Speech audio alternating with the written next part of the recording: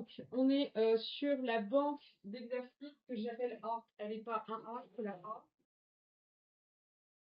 Et en fait, cette banque d'exercices, elle va nous amener à concrètement travailler sur le schéma fonctionnel. Et on va essayer de voir ensemble quels sont vos critères à vous de schéma fonctionnel et voir quels sont les critères que moi j'attends, des critères de réussite pour voir comment réaliser ce schéma au mieux et pouvoir gagner des briques. Donc, si vous regardez bien le curriculum que je vous ai donné au tout début d'année, ce curriculum, j'ai mis une compétence dans le curriculum qui reprend le schéma. J'ai mis savoir réaliser des schémas faisant des liens entre les différents chapitres. Ça, c'est une compétence. C'est-à-dire qu'il faut avoir le savoir, les connaissances sur les différents chapitres et le savoir-faire d'un schéma. Donc, le savoir-faire d'un schéma, j'insiste. Pour le faire aussi en terminale, je le fais en seconde, je le fais en première et je le fais en terminale. Pourquoi? Déjà d'une, parce que les élèves, déjà d'une, je ne vous ai pas eu en première. D'accord? Je vous ai peut-être eu en seconde, c'était il y a bien longtemps. Et je ne sais pas où vous en êtes par rapport à cette compétence-là. Et moi, je pense que réitérer comme ça régulièrement des choses sur un moyen de communication qui est très utilisé dans les SVT, mais pas que, je trouve que c'est important. D'accord? Donc, ici, la consigne, c'est en vous appuyant sur un schéma fonctionnel, expliquer comment fonctionne la synapse neuromusculaire provoquant la contraction du muscle. Donc, on est bien d'accord, on a une consigne. Cette consigne, on a toujours un verbe d'action qui est quoi là? Ce verbe d'action, c'est quoi? C'est expliquer.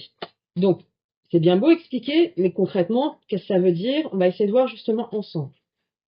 Bien sûr, j'ai ouvert l'exercice modèle et pas celui que je voulais. Mais c'est pas grave. Donc là, vous notez sur votre feuille tout en haut. Donc, on est toujours le 25, hein. La date n'a pas changé. Et vous mettez banque d'exercice.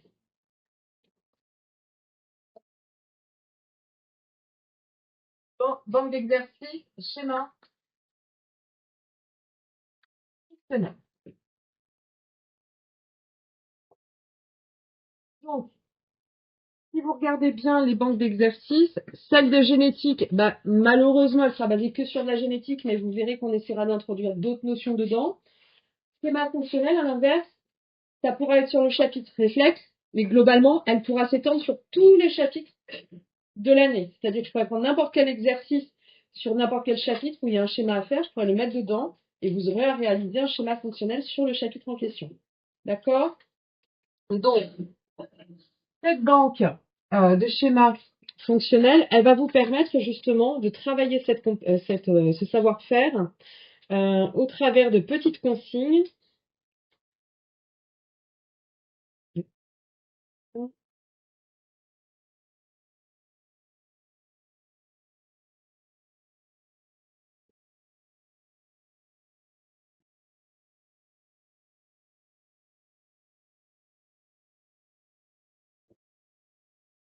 Donc, première chose,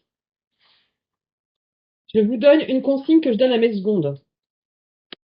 Donc, logiquement, vous maîtrisez. Et moi, je peux le laisser là puisque... Hop.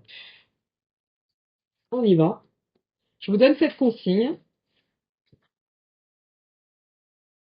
et vous essayez de la suivre.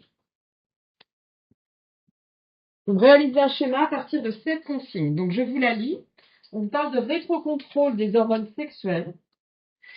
L'hypophyse produit LH et FSH lorsqu'elle est stimulée par la GnRH, libérée par l'hypothalamus, une autre structure cérébrale. Ces hormones agissent sur les gonades, nommées testicules chez l'homme, et provoquent la production de testostérone. Ces hormones agissent à leur tour sur l'hypothalamus et l'hypophyse de manière rétroactive en inhibant la production d'hormones cérébrales. Exemple d'un texte à traduire sous forme de schéma fonctionnel. À vous de jouer. Tout seul, hein. Tout seul face à vous-même.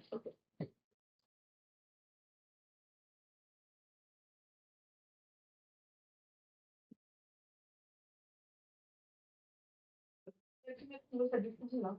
J'ai un truc en rapport avec la bio, mais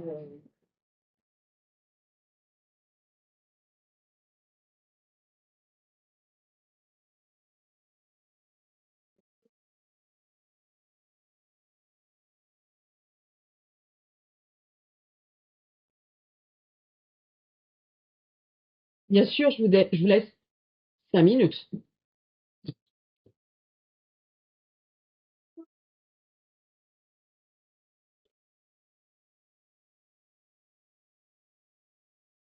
Note tes questions. Toutes les questions que vous posez, vous les notez. Là, tu lui dis pas de faire. Je veux vraiment que là, ça sorte de votre tête, en fait. Qu'on arrive ensemble à voir parce qu'il faut.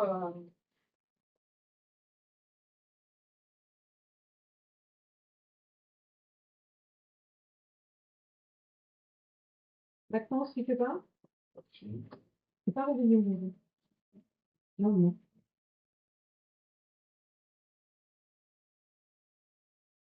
Alors, monsieur, fait le plus la mauvaise chose.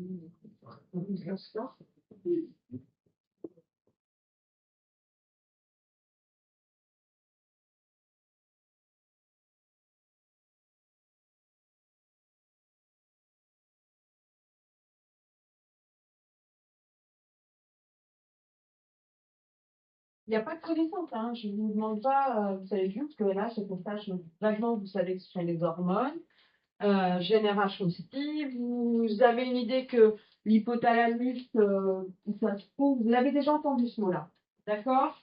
Au fil aussi. Comment ça s'organise, on ne sait pas trop, mais au travers du texte, vous me faites un schéma de ce qui se passe. Bien après. Peut-être que c'est déjà noté dans le texte. Ah, oui. Ah, bah oui. Ah. Alors.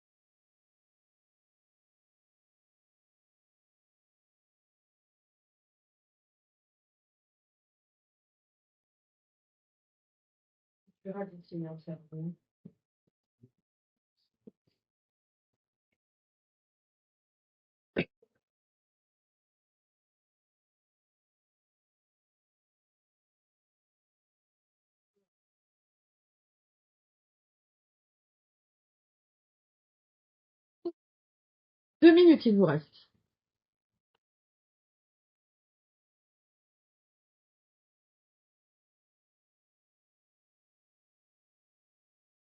Je vous rappelle que je vous ai dit de schématiser.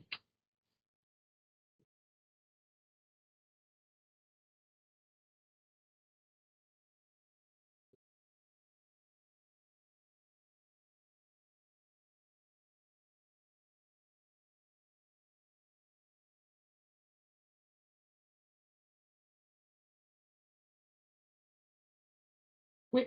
C'est quoi inhiber? C'est une inhibition. C'est quoi être désinhibé? Quand on consomme du cannabis, par exemple, de l'alcool, on est désinhibé. Non. Non, justement. Elles sont pas. C'est empêché. D'accord? Désinhiber, ça veut dire enlever toutes les barrières, toutes les interdictions que tu te mets habituellement. Les drogues, elles te permettent d'enlever ces barrières et d'être plus expressif, avoir moins honte de se faire certaines choses, etc. Donc, désinhiber, inhiber, c'est empêcher de. C'est poser une barrière, empêcher de.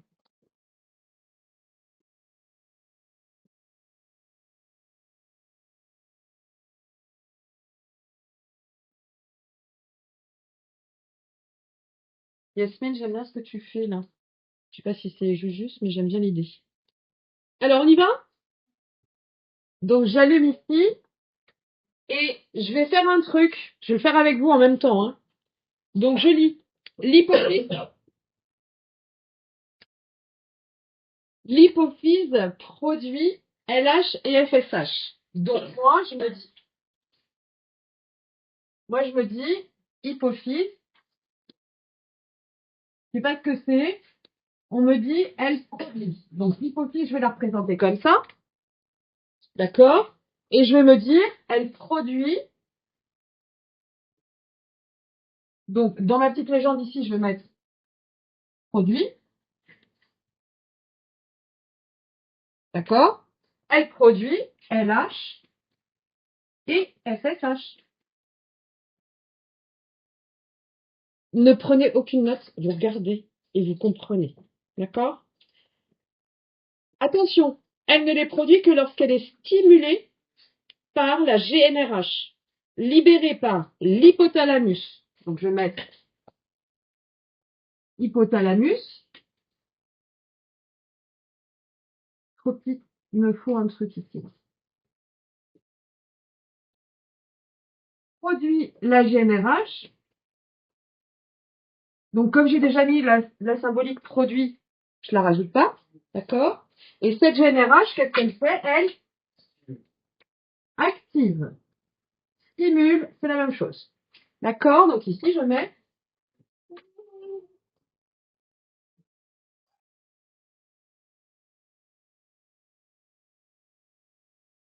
active ou stimule, c'est la même chose.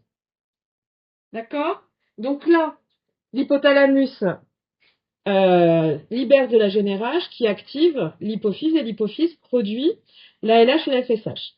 Donc, ces hormones agissent sur les gonades nommées testicules chez l'homme et provoquent la production de testostérone. Donc, qu'est-ce que je fais? Ben, je fais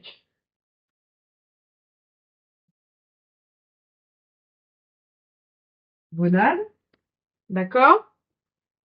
Et apparemment, ces gonades ici chez l'homme, c'est les testicules. Apparemment. Hein. Hop. La testostérone. Donc, j'ai déjà mis la légende produit. En revanche, je n'ai pas mis au-dessus. Apparemment, ces hormones agissent sur les gonades nommées testicules chez l'homme et provoquent la production. Donc là, pour l'instant, je ne sais pas trop si ça stimule ou pas. Ça provoque. C'est stimulé ou pas? Ça active? Oui. Agit et provoque. Donc, est-ce que je mets active et stimule ou pas? Oui. On est bien d'accord. Donc là, provoque, c'est le même terme en soi. Donc, hop.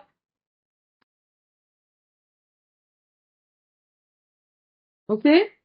Donc, je continue la lecture. Production de testostérone, c'est bon. Ces hormones agissent à leur tour sur l'hypothalamus et l'hypophyse de manière rétroactive en inhibant la production d'hormones cérébrales. Donc, elles agissent non seulement sur les gonades, ici chez l'homme les testicules pour produire de la testostérone, mais également sur, ce qu'ils nous disent, ces hormones agissent à leur tour sur l'hypothalamus, donc comme ça, et sur l'hypophyse. Et elles font quoi exactement? Elles inhibent. Donc généralement, inhibé, on ne le met pas en blanc. Hop. On le met en rouge pour montrer une sorte d'interdiction, de stop. Hop. Donc chacune d'entre elles agit en rétrocontrôle négatif. On appelle ça un rétrocontrôle négatif puisqu'elles sont produites et elles agissent contre leur production. D'accord? Donc là, en fait, inhibition. Et ici, on parle de rétrocontrôle. Donc ça, je le rajoute. Hein. Négatif, c'est-à-dire qu'elles agissent sur leur propre production finalement. D'accord? Puisqu'en inhibant là-haut, elles inhibent leur production. Ça va? Est-ce que c'est fini? Vas-y. Pas que. Il manquait une information importante que j'ai zappée. Donc, il manque le titre. Le titre, qu'est-ce qu'on met? Est-ce qu'on a besoin de mettre schéma fonctionnel? Non. Faut le mettre. Alors moi je suis pas hyper exigeante de ce côté-là parce que c'est un schéma fonctionnel. Non mais je suis d'accord. Donc il y a des collègues qui l'exigent, donc on va le mettre. Et moi personnellement, si vous mettez un titre qui a du sens et qui présente bien ce qui est montré là, qui n'a pas marqué schéma fonctionnel, vous avez mis défiguré, vous avez mis une légende. Pour moi, vous avez fait un schéma fonctionnel. Vous voyez ce que je veux dire? Il fonctionne, c'est-à-dire, c'est pas un schéma structural où on représente la structure d'une cellule ou autre. Non, ça fonctionne bien. Il y a des flèches, il y a une, enfin, ça fonctionne. Donc, on va mettre quand même schéma fonctionnel de points.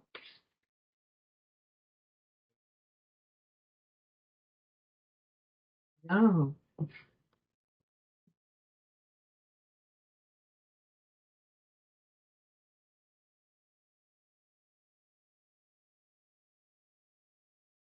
pourquoi?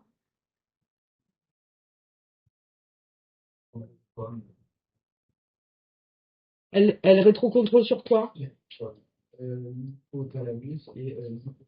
C'est ça qui me manque. Quelles sont ces structures? C'est marqué dans le texte? Donc ici, on a juste oublié un truc. On encadre en bleu là. Je peux pas faire le cadre là-haut. Et on met ici structure cérébrale. C'est les seules informations qui manquaient sur mon schéma. Donc, au final, j'ai un schéma fonctionnel là. Vous êtes tous d'accord? C'est un schéma fonctionnel. Est-ce que c'était difficile à faire? Non, c'est pas. C'était juste pour évoquer le cerveau. Ça, c'est sûr. Au niveau, c'est juste pour évoquer le cerveau, la structure qu'on avait oublié de mettre. Le truc là. Tout le monde, ça, c'est un schéma fonctionnel. Pour tout le monde, c'était dur à faire. Est-ce qu'il y a besoin de connaissances? Non, le texte m'explique. Alors, bien entendu, on va passer à le schéma le plus complexe où vous avez besoin de connaissances. D'accord? Là, c'est juste pour remettre en place les notions, pardon, les critères de réussite d'un schéma en soi fonctionnel. Qu'est-ce qu'il y a qui fait qu'il est fonctionnel? Je vous ai dit, c'est les flèches, ça fonctionne. Et c'est un schéma.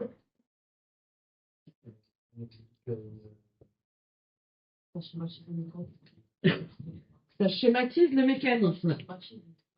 Ben oui, mais le truc, c'est un schéma, ça schématise. Je suis d'accord. Mais pourquoi c'est un schéma,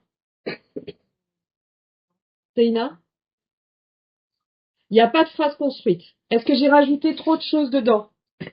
C'est exprès, Yasmina. Je t'ai écouté, je t'ai entendu, mais est-ce qu'il y a des phrases dedans? Souvent, vous êtes tenté de mettre plein de choses sur un schéma, plein de mots. D'ailleurs, vous faites une case et vous mettez plein de mots dedans, comme ça, si le prof, il lui manque un truc, il va bien trouver à l'intérieur de la case quelque chose. D'accord?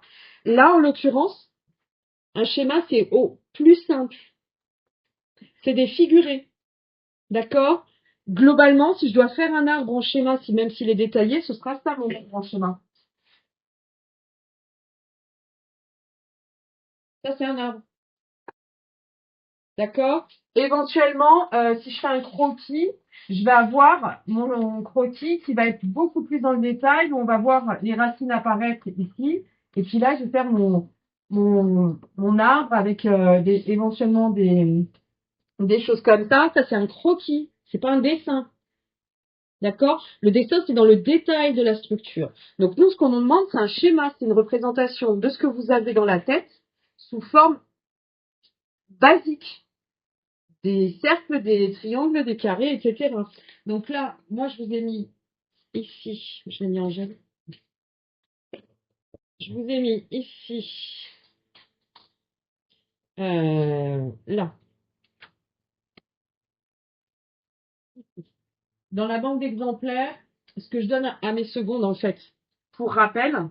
Donc, si on regarde bien, un schéma, qu'est-ce que c'est? Je représente les différents éléments du schéma avec des formes géométriques simples. Je ne me casse pas la tête à essayer de faire un cerveau qui ressemble à un cerveau. Ça, vous maîtrisez le schéma. Quand vous maîtrisez le schéma, vous pouvez faire un cerveau de cerveau. Mais là, quand on ne maîtrise pas, on va à l'essentiel. D'accord? J'indique les liens entre ces différents éléments à l'aide de flèches, de traits, de numéros de couleurs.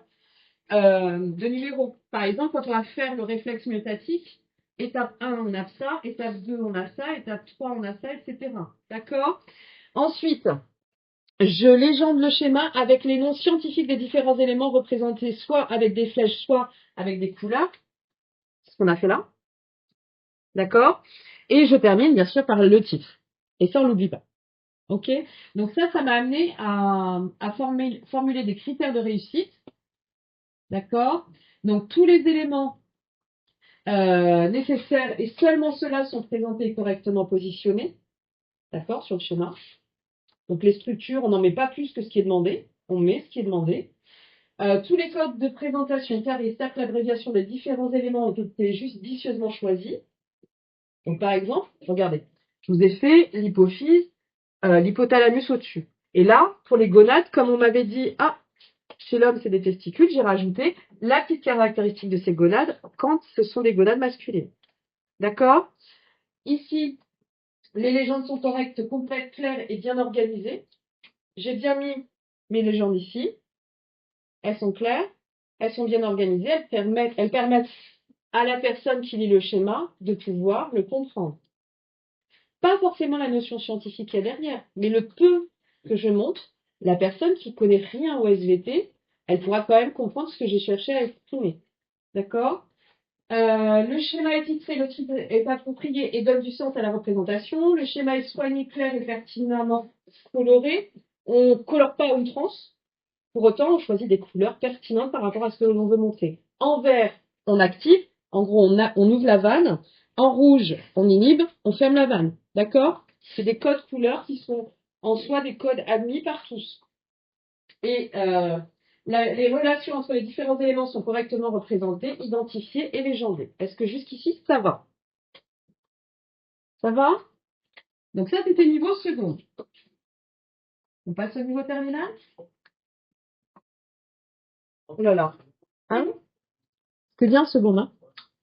C'est bien. Hop, on passe au niveau terminal. Hop là. Là, c'est la première, madame l'a fait. Comment? On n'a pas fait le niveau première, là. Si, tout à l'heure, on l'a fait. Tu t'en es pas appelé, on a fait seconde, première, terminale, enfin, première, seconde, et puis après, la terminale. Donc là, maintenant, en vous appuyant sur un schéma fonctionnel, expliquez comment fonctionne la synapse neuromusculaire. Allez, c'est parti.